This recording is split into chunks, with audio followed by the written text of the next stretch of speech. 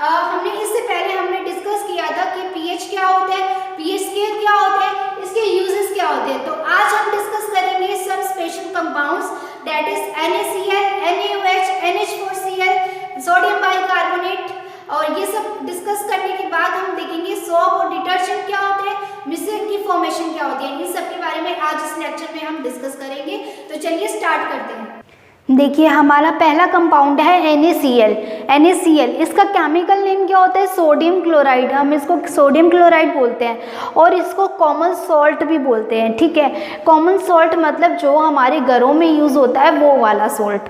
ठीक है, ऐसे नहीं है सिर्फ इसी मतलब जो जितने भी सॉल्ट हैं उसको हम कॉमन सॉल्ट बोल देंगे, नहीं, सिर्फ NaCl ही ऐसा है जिसे हम घर में यूज़ कर सकते हैं, जिसे हम खा सकते हैं, बाकी किसी सॉल्ट को हम खा नहीं सकते। ठीक है, तो इसका कॉमन नेम हो गया कॉमन सॉल्ट, केमिकल नेम हो गया सोडियम क्लोराइड। अब इसका प्रिपरेशन कैसे होता है, इवेपोरेशन आप सभी को पता होगा, नहीं पता तो 9th क्लास की वीडियो देखो, वहाँ जाके चेक करो कि इवेपोरेशन क्या होता है। देखो क्या होता है कि प्रिपरेशन मेथड में आपने वाटर लिया, ठीक है, सॉल्टी वाटर लिया या सी वाटर लिया। हमें सॉल्ट कहाँ से मिलता है, सी वाटर से मिलता है। ठीक है, तो सी वाटर लिया, इसको बॉईल करो, बॉईल करोगे तो ये सब इवेपोराइज हो जाएगा, बॉईल हो जाएगा, नीचे क्या रह जाएगा, सॉल्ट रह जाएगा, इसको इवेपोरेशन बोलते हैं। ठीक है, तो from solar evaporation of salty water और सी वाटर, जब हम इवेपोरेशन करेंगे किसका, सॉल्टी वाटर का और सी वाटर का, हमें क्या मिल जाएगा, हमें सॉल्ट मिल जाएगा एज अ प्रेसिपिटेट। प्रेसिपिटेट का मतलब क्या होता है, जो हमारे पास बॉटम में लेफ्ट रह जाता है, बच जाता है, बॉटम में बिल्कुल बॉटम में रह जाता है, उसको क्या बोलते हैं, हम प्रेसिपिटेटेड बोलते हैं। इसको इस एरो से शो करते हैं। अब ये एरो कब लगता है, ये वाला एरो कब लगता है, इसको हम पढ़ेंगे आपके आपके जो चैप्टर है केमिस्ट्री का, केमिस्ट्री केमिकल रिएक्शन है शायद, उसमें पढ़ेंगे हम ये वाला। ये जो है कोई भी केमिकल रिएक्शन लिखना कैसे लिखते हैं, बैलेंस कैसे करते हैं, उसमें हम पढ़ेंगे। अभी बस आप इतना याद रखो, जो भी प्रेसिपिटेटेड होता है उसको इस नीचे वाले एरो से शो करते हैं। ठीक है, फिर है इसकी प्रॉपर्टीज क्या क्या हैं कि ये वाइट कलर का होता है। सॉल्ट देखा है ना कैसे कलर का होता है, वो वाइट कलर का होता है। उसका मेल्टिंग पॉइंट क्या होता है, 1081 केल्विन। ठीक है, अब ये क्या होता है, highly soluble in water, water में सोल्यूबल होता है। नींबू पानी बनाओगे तो क्या होता है, वाटर सॉल्ट इजीली मिक्सअप हो जाता है। ठीक है, आयोनाइज्ड इन एक्वा सॉल्यूशन, जब हम इसको वाटर में मिक्स करते हैं तो ये क्या होता है, आयोनाइज्ड हो जाता है, अपने आप आयोनाइज्ड रहता है, मतलब अपने आयंस में टूट जाता है, इसको अनआयोनाइज्ड बोलते हैं। जैसे देखो NaCl है, इधर एक्वस लिखा है, एक्वस का मतलब है वाटर में ऐड कर दिया, इस NaCl को वाटर में ऐड कर दिया। जब इस NaCl को वाटर में ऐड करेंगे तो ये अपने आयंस में ब्रेक हो जाएगा। इसके पास कौन कौन से आयन है, एक तो है Na+ और एक है Cl-, तो ये अपने Na+ और Cl- आयन में ब्रेक हो जाता है, ये इसकी एक प्रॉपर्टी है। ठीक है, फिर है इसके यूजेस क्या क्या है, आप बताओ इसके यूजेस क्या क्या है। हम इसे खाने में भी यूज़ करते हैं, फूड में यूज़ करते हैं, और किस में यूज़ करते हैं, हम इसको फूड प्रिजर्वेटिव्स में यूज़ करते हैं। जब आप पिकल्स वगैरह डालते हो तो उसमें सॉल्ट यूज़ होता है जिससे कि उस पर कोई फंगस वगैरह नहीं लगे, ऑयल यूज़ होता है, तो ये सब चीज़ें क्या करती है, फूड प्रिजर्वेटिव्स का काम करती है। ठीक है, फिर फ्रीजिंग मिक्सचर इज प्रिपेयर्ड, जो सॉल्ट होता है उसका फ्रीजिंग मिक्सचर बनाने में भी यूज़ होता है। ठीक है, फिर है जो सॉल्ट मिला हमें, अब उसमें कुछ अमाउंट ऑफ इम्प्योरिटी प्रेजेंट रहती है। जो हमें सी से जो सॉल्ट मिला है उसमें कुछ अमाउंट ऑफ इम्प्योरिटीज़ प्रेजेंट रहती है। आपके क्वेश्चन आ जाए कि NaCl में कौन कौन सी इम्प्योरिटीज़ प्रेजेंट रहती है, तो आप क्या नाम लिखोगे, ये आपको याद करना है। इन NaCl MgCl2 and CaCl2 etcetera is present as a impure form, impurity of NaCl। ठीक है, MgCl2 जिसको क्या बोलते हैं, मैग्नीशियम क्लोराइड, CaCl2 जिसको क्या बोलते हैं, कैल्शियम क्लोराइड, ये जो है ये आपके NaCl में प्रेजेंट रहती है एज अ इम्प्योरिटी। ठीक है, अब इसको रिमूव करने के लिए कौन सा मेथड लगाएंगे, इसको रिमूव करने के लिए क्या होता है, NaCl में से NaCl का एक सैचुरेटेड सॉल्यूशन लो। सैचुरेटेड का मतलब है एक वाटर लो, उसमें NaCl डिज़ोल्व कर दो, यानी कि सॉल्ट डिज़ोल्व कर दो। जब तक डिज़ोल्व करते रहो जब तक कि वो पूरा मतलब एक सैचुरेटेड पॉइंट ना आ जाए कि आगे वो और मिक्स ही ना हो, कि आप सॉल्ट डालो और वो मिक्स ना हो, ऐसा पॉइंट आ जाए तो उस पॉइंट को हम कहते हैं सैचुरेटेड पॉइंट। ठीक है, उसको हम बोलते हैं सैचुरेटेड मिक्सचर। ठीक है। तो हमें सैचुरेटेड मिक्सचर बनाना है किसका, इम्प्योर NaCl का, जो इम्प्योर है, जिसके अंदर ये इम्प्योरिटी प्रेजेंट है, MgCl2 और CaCl2। फिर क्या करना है, उसके अंदर से HCl गैस पास करनी है। अब HCl गैस जब पास करोगे तो क्या होगा, कंटेनर में आपके पास नीचे प्योर NaCl रह जाएगा और इम्प्योर जो NaCl था वो ऊपर रह जाएगा, और फिर हम उसको फिल्टर की मदद से फ़िल्टर कर लेंगे, फिल्टर पेपर की हेल्प से हम फिल्टर कर लेंगे, और वो हमें क्या मिल जाएगा, प्रेसिपिटेट मिल जाएगा, किसका, प्योर NaCl का। फिल्टर पेपर क्या होता है, एक ग्रे से कलर का फिल्टर पेपर होता है जिसमें पोर्स प्रेजेंट होते हैं, छोटे छोटे पोर्स प्रेजेंट रहते हैं। वो क्या करते हैं, उस पोर में से वाटर तो निकल जाता है जो कि सॉल्यूशन है, लेकिन जो पार्टिकल्स है वो इसके ऊपर रह जाते हैं, जो भी बड़े जो पार्टिकल्स है जो कि पोर से पास नहीं हो पाते वो ऊपर रह जाते हैं, इसको हम फिल्टर पेपर बोलते हैं। छलनी देखिए ना, छलनी की तरह ही होता है, पर छलनी में थोड़े से ज़्यादा मोटे छेद होते हैं, इसमें उस छलनी से भी छोटे छेद होते हैं, ठीक है। तो ये था हमारा NaCl का। अब हम पढ़ेंगे NaOH का, NaOH के कंपाउंड के बारे में डिस्कस करेंगे। अब नेक्स्ट हमारा है NaOH। इसका केमिकल नेम क्या है, सोडियम हाइड्रोक्साइड, ठीक है, और कॉमन नेम इसका क्या है, कास्टिक सोडा। अब इसके प्रिपरेशन ऑफ मेथड, प्रिपेयर कैसे होता है, इलेक्ट्रोलाइसिस मेथड से। अब इलेक्ट्रोलाइसिस क्या होता है, इलेक्ट्रो का मतलब होता है करंट, और लाइसिस का मतलब होता है ब्रेक करना, ठीक है, मतलब कि करंट की प्रेजेंस में ब्रेक करना, किसको, NaOH को, या करंट की प्रेजेंस में ब्रेक करना, ठीक है, किसको, NaCl को, ठीक है। अब जब हम NaCl का एक्वस सॉल्यूशन लेते हैं और वहाँ हम कैथोड और एनोड लगाते हैं, जिसको हम बैटरी से कनेक्ट करते हैं, इसको हम इलेक्ट्रोलाइसिस प्रोसेस बोलते हैं। अब ये कैथोड और एनोड क्या होते हैं, कैथोड और एनोड एक तरह से मेटल की रोड होती है, जिस पे एनोड पे पॉजिटिव चार्ज प्रेजेंट रहता है और कैथोड पे नेगेटिव चार्ज प्रेजेंट रहता है, ठीक है। और इन रोड को जब हम बैटरी से अटैच करते हैं, जिसका एक बैटरी का क्या होता है, एक पार्ट पॉजिटिव होता है और सेकंड नेगेटिव होता है। आपने सेल देखा होगा, उसके ऊपर वाले पार्ट पे पॉजिटिव लिखा रहता है और नीचे वाले पार्ट पे नेगेटिव लिखा रहता है। उसी तरह से ये बैटरी है जिसका एक पार्ट पॉजिटिव है और दूसरा पार्ट नेगेटिव है, जो कि किससे अटैच रहते हैं, इलेक्ट्रोड से अटैच रहते हैं, ठीक है। जब हम एक्वस सॉल्यूशन लेंगे NaCl का, अब हम इन इलेक्ट्रोड्स को इन सॉल्यूशन में डिप करेंगे तो क्या होगा, जब हम करंट पास करेंगे तो ये जो NaCl है ये ब्रेक हो जाएगा, किसमें, Na+ और Cl- में, और ये जो H2 है ये किस में ब्रेक हो जाएगा, H+ और OH- में, ठीक है। फिर क्या होगा, ये जो H+ है, ये जो H+ है, सॉरी हाँ, ये जो H+ है ये इस फॉर्म में एग्जिस्ट नहीं करेगा, ये किस फॉर्म में एग्जिस्ट करता है, H2 की फॉर्म में, ठीक है। तो यहाँ से ये H2 गैस लिबरेट हो जाएगी, और ये वाला Na, पॉजिटिव और नेगेटिव आपस में क्या होते हैं, अट्रैक्ट होते हैं, वो जॉइंट होते हैं आपस में, तो ये वाला Na और ये वाला OH- क्या हो जाएंगे, ये प्लस है और ये माइनस है, आपस में अटैच हो जाएंगे और क्या फॉर्म कर देंगे, NaOH फॉर्म कर देंगे, ठीक है, जो कि क्या है, एक्वस सॉल्यूशन में हमें मिलेगा। यहाँ बॉटम में हमें क्या मिल जाएगा, यहाँ बॉटम में हमें NaOH मिल जाएगा, ठीक है। और ये जो Cl है, ये माइनस है, ये इस फॉर्म में नहीं रहता, ये किसकी फॉर्म में रहता है, Cl2 की फॉर्म में। वैसे ये H+ है, ये इस फॉर्म में प्रेजेंट नहीं रहता, ये H2 की फॉर्म में लिबरेट होता है। जो Cl है वो Cl2 की फॉर्म में लिबरेट होता है, और ये जो H+ है वो किसकी फॉर्म में लिबरेट होता है, H2 की फॉर्म में लिबरेट होता है। अब आपके क्वेश्चन आएगा कि जब हम इलेक्ट्रोलाइसिस कराते हैं NaCl का तो हमें कौन सी गैस मिलती है, तो आप क्या बोलोगे, H2 गैस और Cl2 गैस। अगर क्वेश्चन बोले कि H2 गैस कहाँ लिबरेट होगी, तो आप क्या बोलोगे, एट कैथोड। अब कैथोड पे कैसे लिबरेट होगी, क्योंकि ये जो पॉजिटिव, ये एनोड है और ये कैथोड है। एनोड क्या होता है, पॉजिटिव चार्ज होता है, कैथोड क्या होता है, नेगेटिव चार्ज का होता है। जब हम यहाँ NaCl में H2 लिबरेट हो रही है और क्या लिबरेट हो रही है, Cl2 लिबरेट हो रही है, NaOH तो यहाँ सॉल्यूशन में हो गया। अब H2O कौन से चार्ज किए, पॉजिटिव चार्ज किए, Cl2 कौन से चार्ज किए, नेगेटिव चार्ज किए।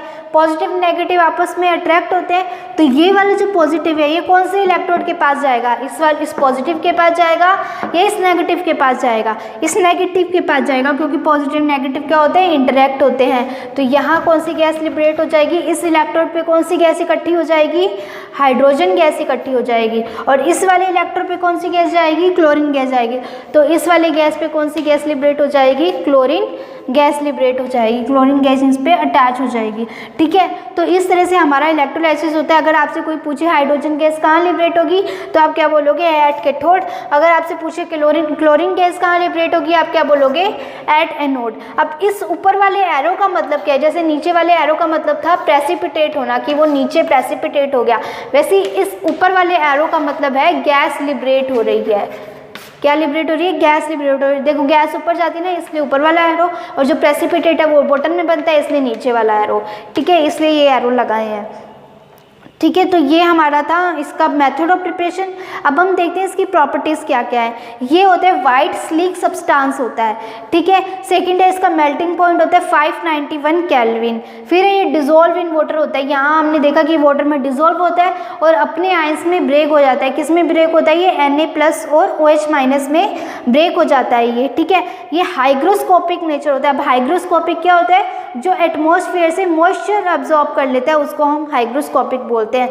तो NaOH है वो एटमॉस्फेयर से क्या एब्जॉर्ब कर लेगा, मॉइस्चर एब्जॉर्ब कर लेगा, इसलिए वो हाइग्रोस्कोपिक है इन नेचर में। ठीक है, फिर है इसके यूजेस क्या क्या है, ये सोप बनाने के काम आता है। ठीक है, और प्योरिफिकेशन ऑफ पेट्रोलियम के काम आता है। ठीक है, अब लैब रिएजेंट में तो काम आता ही है। अब जितने भी हम जो कंपाउंड पढ़ेंगे, NaOH, NaCl, सोडियम बाइकार्बोनेट, जितने भी पढ़ेंगे उसमें एक यूजेस तो फिक्स है, क्या है, लैब रिएजेंट। हर किसी को हम लैब रिएजेंट में तो यूज़ करते ही हैं। तो आपको कुछ याद ना आए तो आपको ये तो लिखना ही लिखना है, क्या है, लैब रिएजेंट। ठीक है, उसके अलावा ये सोप बनाने में काम आता है, प्योरिफिकेशन ऑफ पेट्रोलियम में भी काम आता है, और एक मेटलर्जी में भी काम आता है। ठीक है, मेटलर्जी क्या होती है, मेटलर्जी होती है उसमें से मेटल को अलग करना। ठीक है, उनमें से मेटल को अलग करना। तो बॉक्साइट होता है एक मेटल, बॉक्साइट। ठीक, ये उसको अलग करने के काम आता है। NaOH अगर हम उसमें से पास करें तो ये बॉक्साइट है, ये अलग हो जाता है, सेपरेट हो जाता है, तो ये मेटलर्जी में काम आता है। मेटलर्जी आपके है नहीं इतना बड़ा प्रोसेस, बहुत बड़ा प्रोसेस होता है इसका, लेकिन आपके सिलेबस में नहीं है इतना। बस आपको ये पता होना चाहिए मेटलर्जी में भी काम आता है। आपको तो पॉइंट्स बढ़ाने हैं एग्जाम में लिखने के लिए, कुछ पॉइंट्स कुछ तो चाहिए पॉइंट्स। तो एक तो लैब रिएजेंट फिक्स हो जाएगा, एक ये मेटलर्जी हो जाएगा, दूसरा हो जाएगा ये सोप बनाने में। ठीक है, अब नेक्स्ट हमारा है कैल्शियम ऑक्सीक्लोराइड।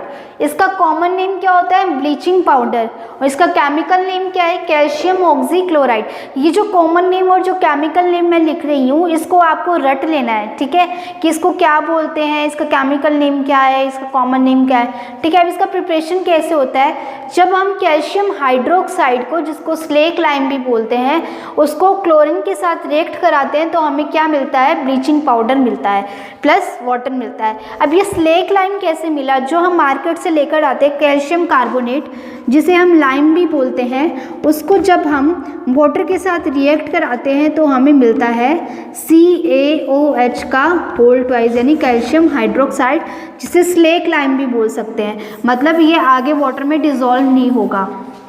अगर इसको हम ओपन रख देंगे तो क्या होगा, ये हार्ड हो जाएगा सब्सटेंस।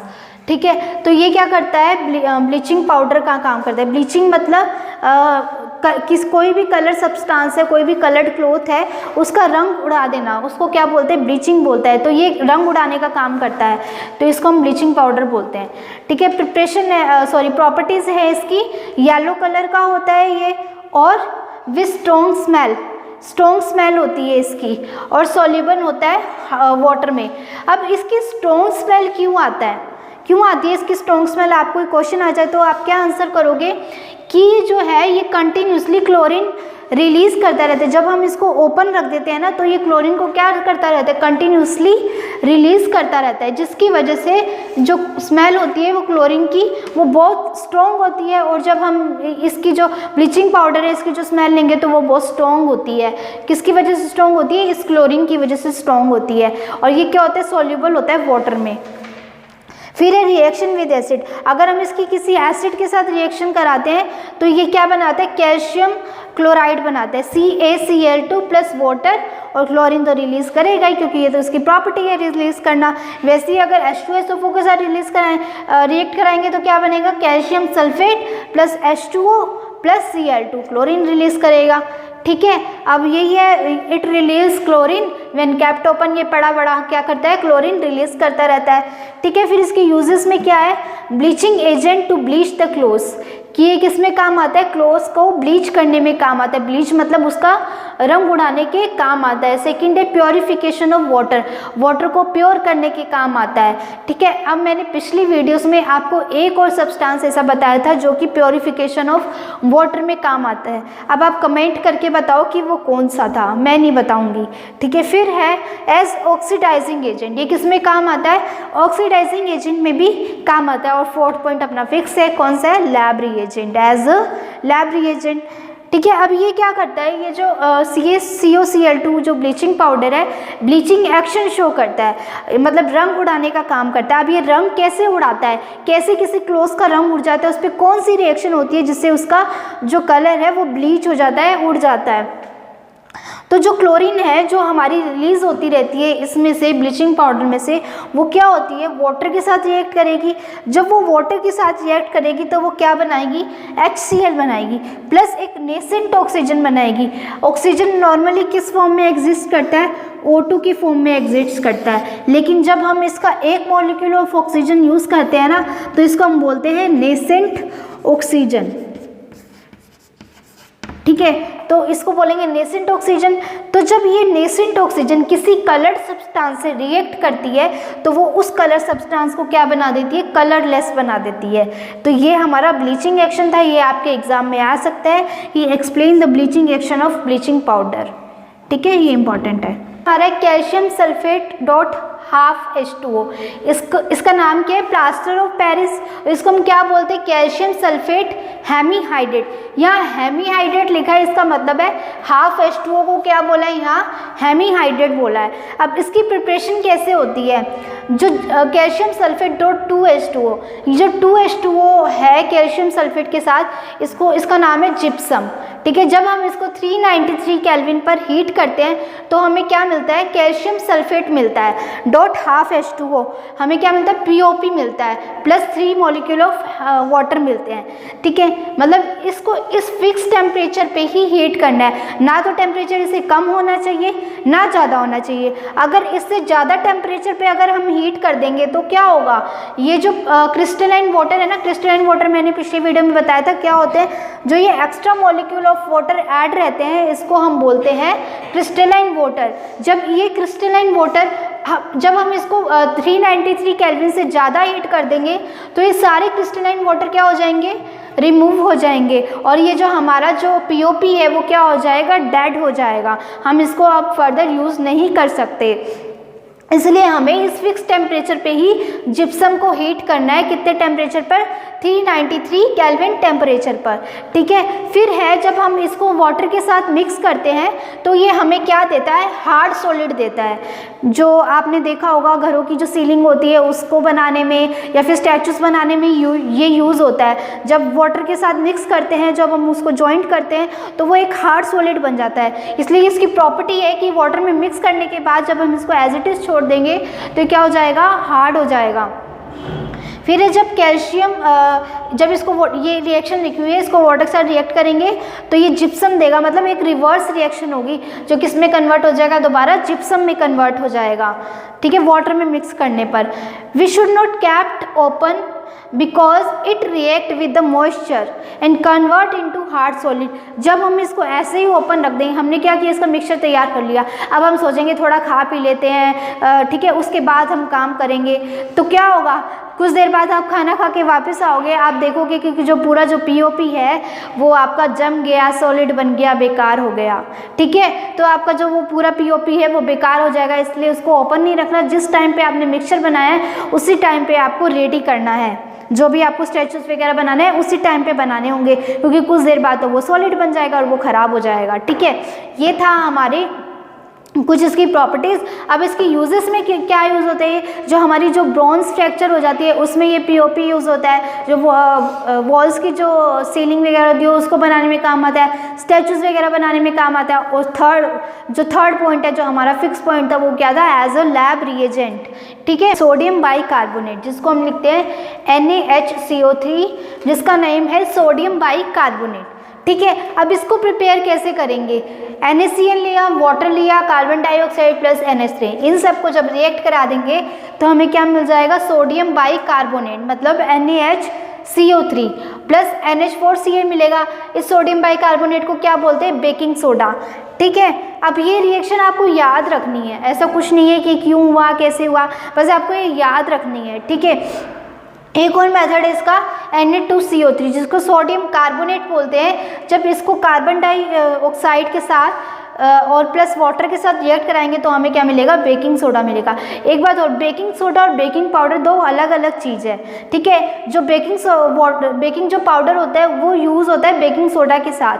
ठीक है, जो बेकिंग सोडा है वो अलग होता है। फिर इसकी प्रॉपर्टीज़ है, ये वाइट कलर का होता है, सॉल्यूबल होता है वाटर में, और एक्वस सॉल्यूशन इज बेसिक। जो इसका सॉल्यूशन होता है एक्वस, वो कैसा होता है, बेसिक होता है। इसलिए जब हमें इंसेक्ट बाइट कर जाता है तो हम क्या करते हैं, सोडियम बाइकार्बोनेट को वाटर में डिजोल्व करके वहाँ लगाते हैं, जिससे कि जो उसकी बर्निंग सेंसेशन है वो कम हो जाए। क्यों लगाते हैं, क्योंकि बेसिक होता है नेचर में। एल्केनाइन होता है, जो एक्वस सॉल्यूशन वो बेसिक होता है, उसको हम क्या बोलते हैं, एल्केलाइन बोलते हैं। On heating it release CO2, जब हम इसको हीट करते हैं तो हमें क्या मिलता है, CO2 मिलता है प्लस सोडियम कार्बोनेट मिलता है। अब ये जो CO2 मिला, इसकी वजह से हम इसको किस किस चीज़ों में यूज़ कर सकते हैं, जो केक वगैरह बनते हैं उनमें स्पंज बन जाता है। अब वो स्पंज किस वजह से बना, हमने केक में क्या डाला, बेकिंग सोडा डाला। अब वो बेकिंग सोडा क्या करेगा, रिएक्ट करेगा, जब हम वो हीट करेंगे उस केक के मिक्सचर को तो वो CO2 गैस प्रोड्यूस करेगा। जब CO2 गैस प्रोड्यूस होगी, वहाँ से निकलेगी, तो वो उसमें क्या बन जाएगा, फ्लफीनेस ला देगा, स्पंजीनेस बन जाएगी उसके अंदर, जिसके कारण हम बेकिंग सोडा यूज़ करते हैं। ठीक है, तो यही है, बेकिंग पाउडर के रूप में यूज़ होता है, ये एंटा एसिड के रूप में यूज़ होता है। एंटा एसिड मतलब जो हमारी एसिडिटी को ख़त्म कर दे, न्यूट्रलाइज कर दे, उसको एंटा एसिड बोलते हैं। फायर एक्सटिंग्विशर की फॉर्म में यूज़ होता है, मतलब जो आग बुझाने के भी काम आता है ये। ठीक है, और ये क्या है, माइल्ड एंटीसेप्टिक है। जब ये बेसिक है नेचर में तो क्या होगा, एंटीसेप्टिक के भी काम आएगा।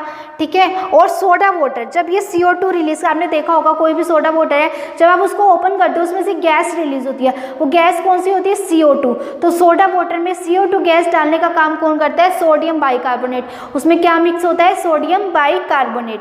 ठीक है, तो ये हमारा था सोडियम बाइकार्बोनेट के बारे में। अब हम डिस्कस करते हैं सोडियम कार्बोनेट .10H2, यानी कि सोडियम कार्बोनेट डेकाहाइड्रेट। 10 का मतलब है डेकाहाइड्रेट, हाइड्रेट का मतलब है वाटर। ठीक है, इसका कॉमन नेम क्या है, वॉशिंग सोडा। इसको हम क्या बोलते हैं, वॉशिंग सोडा। इसकी प्रिपरेशन यह है, सोडियम बाइकार्बोनेट लेना है, उसको हीट करना है, जो सेम यहाँ रिएक्शन लिखी थी, कहाँ लिखी है, ये देखो ये लिखी हुई, सेम यही रिएक्शन है इधर भी। बस इसको क्या करना है, ये रिएक्शन लिखनी है। उसके बाद ये जो सोडियम कार्बोनेट मिला, इसके अंदर 10 मॉलिक्यूल ऑफ H2O ऐड कर दो तो हमें क्या मिल जाएगा, वॉशिंग सोडा मिल जाएगा। उसके बाद इसकी प्रॉपर्टी क्या होती है, वही ये जो होता है, इसका जो सॉल्यूशन होता है बेसिक होता है, वाटर में सोल्यूबल होता है, और क्या होता है, वाइट कलर का होता है ये एज अ बेक। अब इसके यूजेस में क्या आएगा, एक और है, ये जब हम इसको हीट करेंगे तो ये क्या होगा, अपने आयंस में टूट जाएगा, यानी Na2CO3 अलग निकल जाएगा और 10H2O अलग निकल जाएगा। जो Na2CO3 है इसको हम क्या बोलेंगे, सोडा ऐश बोलेंगे। ऐश मतलब जो कंटेनर में नीचे रह जाता है ना, मतलब क्रिस्टल के फॉर्म में जो बच जाता है उसको ऐश बोलते हैं। ठीक है, यूजेस में क्या है, वॉशिंग एंड क्लीनिंग, क्लीन करने के भी काम आता है और वॉशिंग करने के भी काम आता है।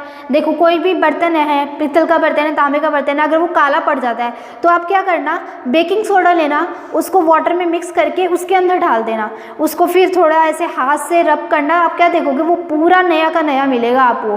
तो ये किस में काम आता है, वॉशिंग एंड क्लीनिंग में काम आता है ये। ठीक है, और किस में काम आता है, बेकिंग सोडा में काम आता है, पेपर इंडस्ट्रीज में काम आता है, टेक्सटाइल इंडस्ट्रीज में काम आता है, बहुत सारे यूजेस हैं, और एज अ लैब रिएजेंट काम आता है। ठीक है, तो ये हो गया sodium carbonate, washing soda, sodium bicarbonate.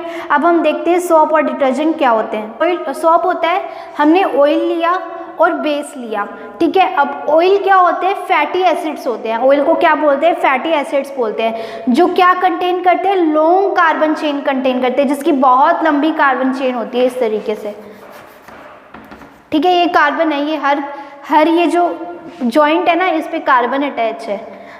Normally C19 या C23 की लेते हैं चेन, ठीक है।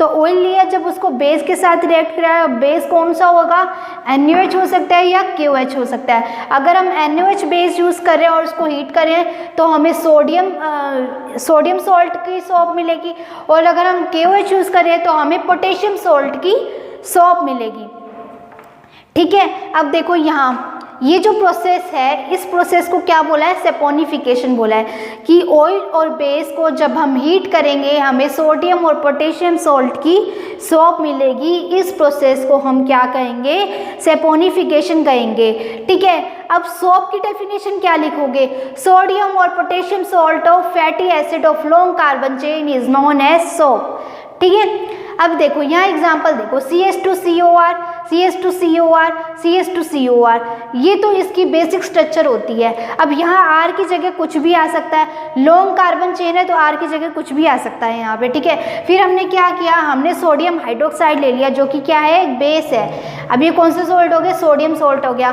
तो हमें कौन सी सॉल्ट मिलेगी, सोडियम सॉल्ट की सॉल्ट मिलेगी। अब क्या होगा, यहाँ से ये RCOO, ये RCOO, RCOO, ये निकल जाएंगे, 3 मॉलिक्यूल है तो 3 मॉलिक्यूल आएगा यहाँ पे, 3 मॉलिक्यूल ऑफ RCOO। अब यहाँ से Na निकलेगा, Na+ और यहाँ से OH-, ये Na+ इसके साथ जाके अटैच हो जाएगा, तो हमें क्या मिलेगा, RCOONA, या Na कुछ यहाँ जो R है कुछ भी हो सकता है, लॉन्ग कार्बन चेन हो सकती है।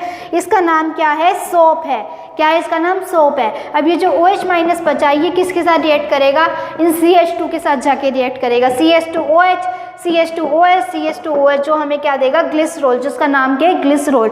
अब ये जो मैंने बॉन्ड बनाए हैं, ये C से कनेक्ट है, ऐसे नहीं है आप हाइड्रोजन से जोड़ दो, नहीं, ये सिर्फ C से कनेक्ट है, ना ये आगे होने चाहिए ना ये पीछे होने चाहिए, ठीक है। तो अब ये है कि ये अगर ये सोप मिली है, हमें मिक्सचर में क्या मिला है, सोप मिली है और ग्लिसरॉल मिला है। अब ये सोप सेपरेट कैसे होगी, इस सोप को सेपरेट करने के लिए हम NaCl का यूज़ करते हैं। हम किसका यूज़ करते हैं, NaCl का यूज़ करते हैं, जो क्या करता है, इस सोप जो होता है, सोप को मिक्सचर से अलग कर देता है, ठीक है। अब एक सोडियम सॉल्ट होती है, एक पोटेशियम सॉल्ट की सोप होती है। जो सोडियम सॉल्ट की जो सॉल्ट होती है वो क्या होती है, हार्ड होती है नेचर में, और जो पोटेशियम सॉल्ट की जो सोप होती है वो क्या होती है, सॉफ्ट होती है नेचर में, ठीक है। अब जो सॉफ्ट नेचर में होगी वो क्या करेगी, बहुत सारे जाग प्रोड्यूस करेगी। अब जाग प्रोड्यूस करेगी, इसलिए हम उसको किस में यूज़ करते हैं, mostly in soap and shampoo में हम किसका यूज़ करते हैं, पोटेशियम सॉल्ट की सोप का यूज़ करते हैं। और जो सोडियम सॉल्ट की जो सोप है वो हार्ड होती है नेचर में, तो वो इतने ज़्यादा जाग प्रोड्यूस नहीं करेगी, इसलिए हम इसका यूज़ नहीं करते। अब कई सोप आपने देखा होगा ट्रांसपेरेंट होती है नेचर में। अब वो ट्रांसपेरेंट नेचर किसकी वजह से आया हुआ है, ग्लिसरॉल की वजह से। अगर किसी सोप को ट्रांसपेरेंट करना है तो उसके अंदर ग्लिसरॉल ऐड कर दो, आपको क्या मिल जाएगी, ट्रांसपेरेंट सोप मिल जाएगी, ठीक है। ये था हमारा सोप के बारे में। अब हम डिस्कस करते हैं डिटर्जेंट के बारे में। ये क्या होते हैं, ये सोडियम और potassium salt of sulphonic acid होते हैं। सोप में क्या पढ़ा था, वो क्या होते हैं, फैटी एसिड होते हैं, बट ये क्या होते हैं, सल्फोनिक एसिड होते हैं। इनका फॉर्मूला क्या हो गया, ROSO3Na और RC6H5SO3Na, यहाँ कुछ भी आ सकता है, ठीक है। तो ये क्या होते हैं, डिटर्जेंट होते हैं, ठीक है। अब ये है, ये हार्ड वाटर क्या होता है, हार्ड वाटर होता है जिसमें क्लोराइड की और सल्फेट की प्रेजेंट रहते हैं, उनको हम हार्ड वाटर कहते हैं। अब ये क्वेश्चन है आपके, जो सोप है वो हार्ड वाटर में फॉर्म नहीं देता, बल्कि जो डिटर्जेंट है वो हार्ड वाटर में फॉर्म देता है। ऐसा क्यों होता है, क्योंकि जो सोप है ये क्या करते हैं, वाटर के साथ मिलकर कैल्शियम +2 जो कि और मैग्नीशियम +2 ये जो है, इनके साथ मिलकर एक सॉल्ट बनाते हैं, जो कि क्या होता है, इनसॉल्युबल होता है, वाटर में इनसॉल्युबल होता है और सोडियम एज इट इज़ रह जाता है। अब जब ये इनसॉल्युबल होगा, इनसॉल्युबल होने की वजह से ये फॉर्म नहीं बना पाते, इसलिए हम इसको क्या कहते हैं, जो सोप होता है वो फोम प्रोड्यूस नहीं करता हार्ड वाटर में, लेकिन जो डिटर्जेंट होते हैं वो क्या करते हैं, कैल्शियम+2 और मैग्नीशियम+2 जो वाटर में प्रेजेंट रहता है उनके साथ मिक्स होकर एक सॉल्यूबल सॉल्ट बना देते हैं, जिसकी वजह से सॉल्यूबल सॉल्ट की वजह से ये फॉर्म प्रोड्यूस कर देते हैं, चाहे वो हार्ड वाटर हो या फिर सॉफ्ट वाटर हो। ठीक है, फिर अपने लास्ट टॉपिक बचता है मिसेल फॉर्मेशन, कि मिसेल कैसे बनती है। अब मिसेल का मतलब क्या है, डर्ट को क्लीन करना, उसको हम बोलते हैं मिसेल की फॉर्मेशन होना। ठीक है, अब झाग बनेंगे तो क्या होगा, जो भी कपड़े पे डर्ट है वो सारी झाग ले जाएगा अपने साथ और कपड़ा क्या हो जाएगा, क्लीन हो जाएगा। इस प्रोसेस को हम बोलते हैं मिसेल बोलते हैं इस प्रोसेस को। ठीक है, अब क्या है, ये हमारे पास सोप है कोई भी, C17H35 क्या है, फैटी एसिड है, लॉन्ग कार्बन चेन है। ठीक है, COON ये सोडियम सोल्ट की सोप ली है हमने। ठीक है, उसके बाद क्या होगा, ये वाला जो पार्ट है ये अलग हो जाएगा और ये Na+ ये अलग निकल जाएगा। इस पार्ट में जो ये लॉन्ग फैटी एसिड है, लॉन्ग कार्बन चेन है, ये किसका काम करेगी, हाइड्रोफोबिक का, और ये जो COO- है ये किसका काम करेगी, हाइड्रोफिलिक का। हाइड्रोफोबिक मतलब क्या होता है, हाइड्रो यानी कि वाटर, फोबिक मतलब हेट, यानी कि जो वाटर को पसंद नहीं करती। अब जो वाटर को पसंद नहीं करती तो वो क्या होगी, वाटर के अंदर की तरफ प्रेजेंट रहेगी इस तरह से, यहाँ वाटर है तो इसके अंदर की तरफ प्रेजेंट रहेगी। लेकिन जो ये वाला जो पार्ट है, माइनस वाला जो पार्ट है, ये क्या होता है, हाइड्रोफिलिक होता है। फिलिक मतलब लव और हाइड्रो मतलब वाटर, यानी कि ये जो वाटर के साथ ये अट्रैक्ट रहता है तो ये वाटर की तरफ निकला रहेगा। ये माइनस वाला पार्ट है, ये वाटर की तरफ निकला रहेगा। ठीक है, अब ये हाइड्रोफोबिक होती है लॉन्ग कार्बन चेन, इसके साथ साथ ये क्या होती है, लायोफिलिक होती है। लायो का मतलब है यहाँ पे डर्ट, यानी कि जो डर्ट से, फिलिक यानी कि लव करती है, जो डर्ट से लव करती है तो वो डर्ट की तरफ रहेगी, यहाँ अंदर की तरफ डर्ट प्रेजेंट रहती है तो डर्ट की तरफ रहेगी। और ये क्या होती है, ये जो CO- नेगेटिव चार्ज वाला है क्या होता है, लायोफोबिक होता है, मतलब डर्ट से हेट करती है, तो डर्ट से दूर, यहाँ डर्ट है तो ये डर्ट से दूर रहेगी, इसलिए इसको लायोफोबिक बोलते हैं। अब ठीक है, अब ये हमें पता चल गया कौन सा हाइड्रोफोबिक होता है, कौन सा हाइड्रोफिलिक होता है। अब हम इसके मिसेल फॉर्मेशन देखते हैं। कोई भी, जब हमने कपड़ा लिया है, उस कपड़े को किसी बकेट में डिप कर रखा है, गंदा कपड़ा है वो, उसमें क्या होगा, हमने सौंफ डाल दी, ये वाली सौंफ डाल दी। अब वो सौंफ क्या करेगी, मिसेल का फॉर्मेशन करेगी, झाग बनाएगी। अब वो झाग में क्या होगा, एक पार्ट हाइड्रोफोबिक होगा और एक पार्ट हाइड्रोफिलिक होगा। जो हाइड्रोफोबिक होगा वो अंदर की तरफ रहेगा और जो हाइड्रोफिलिक होगा वो बाहर की तरफ रहेगा। देखो मैंने यहाँ पे माइनस साइन बना रखा है, जो माइनस साइन वाला है मतलब ये COO- वाला पार्ट है। अब ये बाहर की तरफ रहेगा। अब ये क्या करेगा, जब कोई यहाँ गंदा कपड़ा पड़ा है तो ये जो पार्ट होता है ये लायोफिलिक होता है, यानी डर्ट से प्यार करता है ये, तो डर्ट से जब लव करेगा तो यहाँ इसकी जो डर्ट है वो अटैच हो जाएगी, इससे डर्ट अटैच हो जाएगी। इसकी जो ये वाली जो टेल है ना, इस टेल को हम बोलते हैं, इसको टेल बोलते हैं, और ये जो आगे जो नेगेटिव पार्ट रहता है ना, इसको हेड बोलते हैं।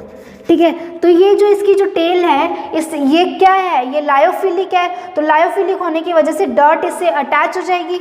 जब डर्ट इससे अटैच हो जाएगी तो जो क्लॉथ है वो क्लीन क्लॉथ हो जाएगा, जो क्लीन क्लॉथ है वो नीचे रह जाएगा और डर्ट इसके साथ पूरी तरह से अटैच रह जाएगी। देखो इस डायग्राम में ये डर्ट है हमारी, ये क्या हो गई, टेल से अटैच हो गई। और ये जो बाहर ये जो नेगेटिव साइन वाला जो पार्ट है ये क्या है, लायोफोबिक है, तो ये बाहर की तरफ रहा, वाटर से अटैच रहा, डर्ट से अटैच नहीं था।